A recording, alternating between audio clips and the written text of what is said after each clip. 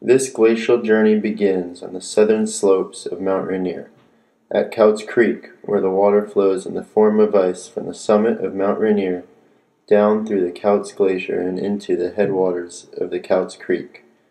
At 14,411 feet, Mount Rainier is the biggest mountain in Washington, with 26 glaciers and an ever-dwindling 36 square miles of permanent snowfields and glaciers. Mount Rainier is the most heavily glaciated mountain in the lower 48 states. For this reason, Mount Rainier will serve as our glacial classroom.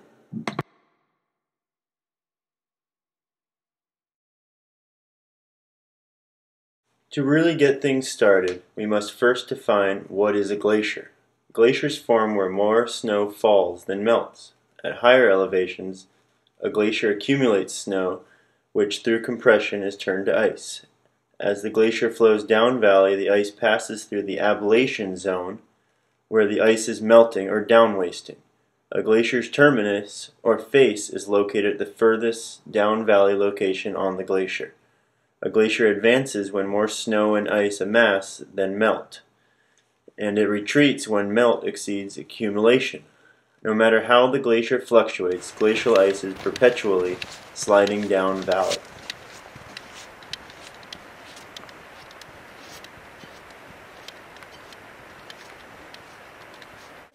We're at Paradise, about to hike up to Glacier Vista, and then we're going to hit the Couts Ice Chute. This map demonstrates the average annual rate of glacial thinning since 1970.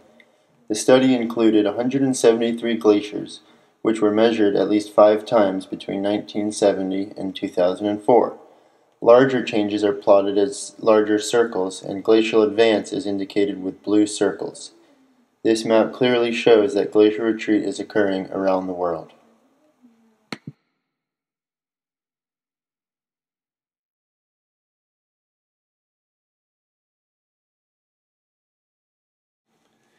Glaciers are ancient rivers of ice. Flowing down from the summits of the tallest mountains, glaciers cover 10% of the Earth's land area, which equates to over 15 million square kilometers. There is no doubt that glaciers are a significant piece of the Earth's hydrological cycle.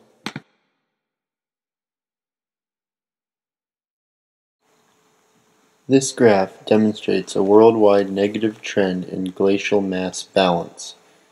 Glacier mass balance is the difference between accumulation and ablation. Throughout the world, glaciers are melting at a higher rate during the summer than they are replenished with snow during the winter.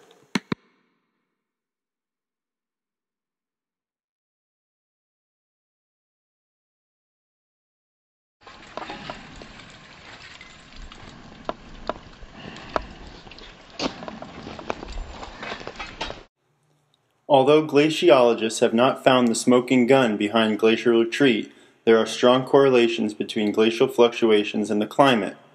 More specifically, in the Pacific Northwest, Dr. Dori Koivunen of the University of British Columbia has shown that glacial movement is most strongly correlated to the Pacific Decadal Oscillation. While El Niño and La Niña can influence weather for several years, the Pacific Decadal Oscillation affects weather patterns for 20 to 30 years. Pacific Decadal Oscillation regimes, which brought warm and dry weather, coincided with glacial retreat. Over the years, more and more evidence has emerged about glacial retreat. Glacial retreat occurs when ice melts or falls off at a higher rate than the downhill movement of the glacier. Throughout the world, glaciers store over 75% of the Earth's fresh water. In Washington state alone, glaciers provide 470 billion gallons of water each summer. As glaciers continue to melt away, the Earth's largest freshwater reservoir will also disappear.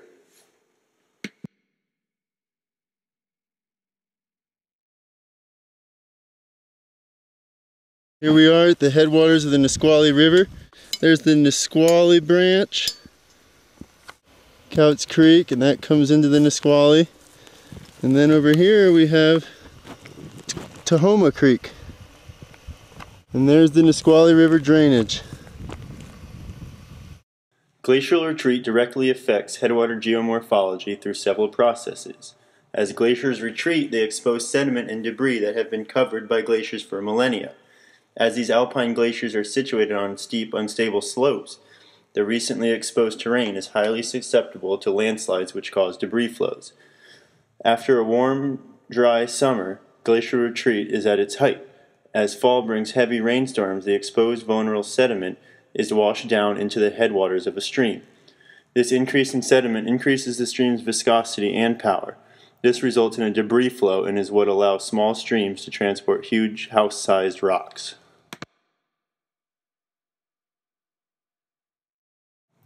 Throughout history, glaciers have been presented in several different ways.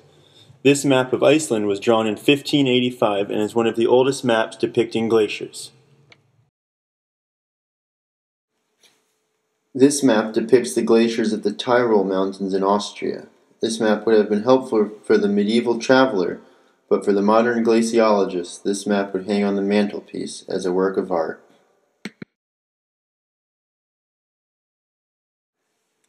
Finally, the third map, a modern depiction of the changing terminus of the Coe Glacier. Using historic photographs and written descriptions, Lilquist and Walker were able to reconstruct this glacier's historical termini, as well as 4 other glaciers on Mount Hood.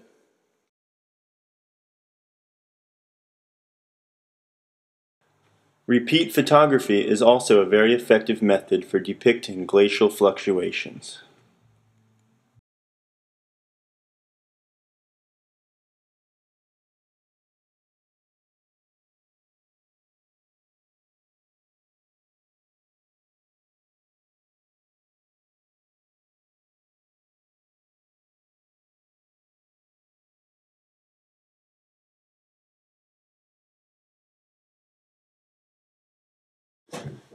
Our glacial journey ends here, at the top of Mount Rainier. Here at the top of the mountain is where our water is stored. Not only our water, but the fresh water for future generations. With communities around the world depending on glacial water, the glacier's worldwide retreat has become a problem for everyone. The glaciers have not disappeared, but they are beginning to melt at unprecedented rates.